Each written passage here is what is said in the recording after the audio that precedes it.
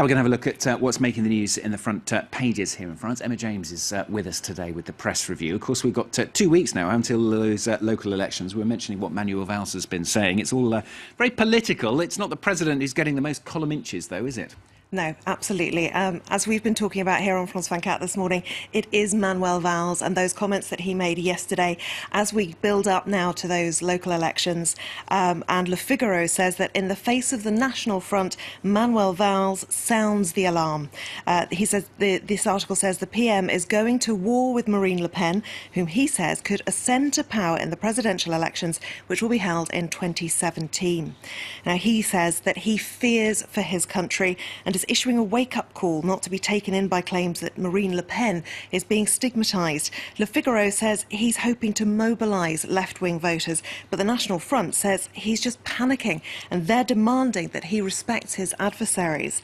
Now, of course, the current political situation here in France, the National Front are surging in the polls, something like 30% of people saying that they will vote for them after a bit of a boost after those Paris terror attacks on the January the 11th effect, if you like, when all those people marched in solidarity.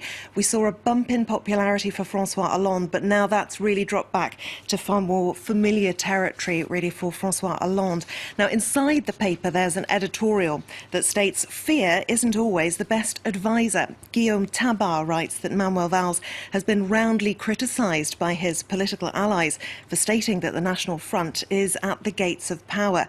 His intention is to drive disillusioned left-wing voters into the voting booths, but, says this writer, they might otherwise be tempted to abstain.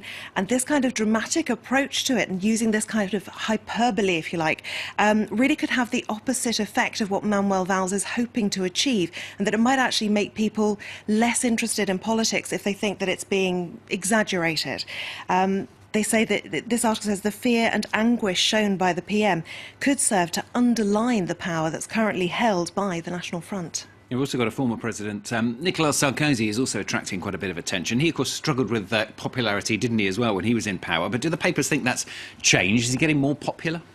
Well, L'Opinion is looking at what they call the hidden face of 100 days. Now, Nicolas Sarkozy took back the reins of power of the UMP party some 3 months ago, and they're looking at the ways in which the former president is trying to revamp his image. They say Sarkozy has been trying to correct aspects of the way that he's perceived. He's been very open about his opposition to the National Front, and he's really bidding to create a more appealing image to the public. L'Opinion says his comeback has been more complicated than he could have imagined. Obviously, of course, those terror attacks in Paris led to a growth in popularity for the socialists. Francois Hollande coming across really as quite avuncular, trustworthy, and we saw a very human side to him, and that's something that Nicolas Sarkozy has always really struggled to achieve. But L'Opinion says in his quest for a return to power, he's become an entirely different political animal. But they say, will these changes be seen by the electorate? I guess the answer to that will come with those forthcoming polls. Exactly, yeah, just 2 weeks to go, as I said, until those local elections. Now, finally, France, we're talking politics, so there has to be a scandal involved, doesn't there? This is brewing, amongst other things, about shoes. Absolutely. My favourite topic when it comes to politics. Politics shoes. And shoes. What more could a girl want? Aujourd'hui en France has an exclusive interview with a former senior advisor to the French President, Francois Hollande. And they've headlined it, Settling Scores at the Elysee. Aquilino Morel was forced to resign back in April last year because of claims of conflict of interest. Now, he's now been cleared of those, blanchis, as they say in this article. He was also slated for his lavish lifestyle. But this interview is now his fight back, if you like, and Morel says he won't forgive those who attacked him, and nor would he wish to return to Hollande's camp to help him in his campaign to be re-elected in 2017. Now, as for those lavish lifestyle claims, he says the 30 pairs of handmade shoes that he owns were necessary because he has a peculiarly shaped foot. 600 euros a pair, 30 pairs. 600 euros? It's pretty impressive. For this is just for an advisor. Okay. This isn't the Prime Minister or the President of France. This is just an advisor. In fact, one of the headlines in this particular article, they describe him as the peanut in the shoe of Francois Hollande. What you might say in English, I suppose, is the thorn in the side.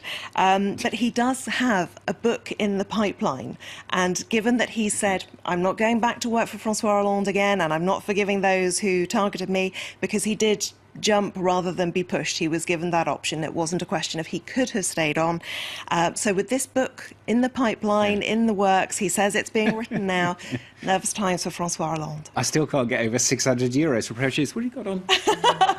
Nothing They don't look like 600 euros. They don't look like 600 euros. Afraid not. Emma James with a press review here on France 24.